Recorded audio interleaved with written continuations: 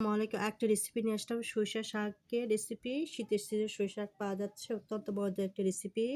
গরম ভাতের সাথে সরিষা শাক খেতে হবে। আমি ধুয়ে সিদ্ধ করে নিয়েছি, দেখতে পাচ্ছেন। এবার বাগার দেওয়া হবে।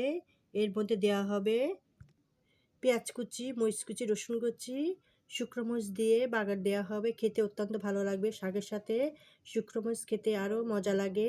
শীতের সিজনে সরিষা শাক অত্যন্ত মজাদার একটা রেসিপি। সবসময় সরিষা শাক পাওয়া যায় না, এই সিজনে পাওয়া যাচ্ছে। গরম ভাতের সাথে খাওয়ার রেসিপি। সয়াবিন তেল দিয়ে দিয়েছি।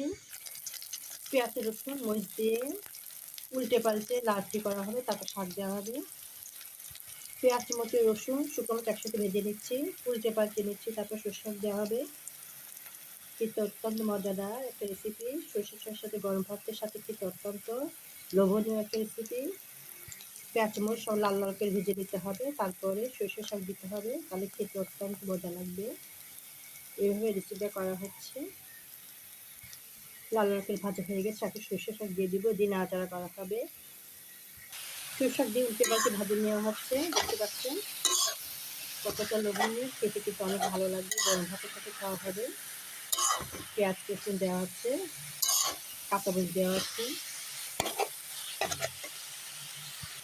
উল্টে পাল্টে নাড়াচাড়া করা হচ্ছে। দেখতে পাচ্ছেন কতটা সুন্দর হয়েছে। খেতে কিন্তু অনেক মজাদার লোভনীয় হবে।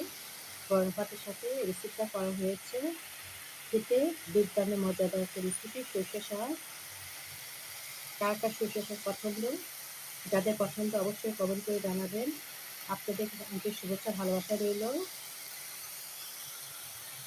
রেসিপিটা কমপ্লিট হয়ে গেছে। ভালো লাগলে অবশ্যই লাইক কমেন্ট করবেন। আপনাদেরকে আন্তরিক শুভেচ্ছা ভালোবাসা রইল। আল্লাহ হাফেজ।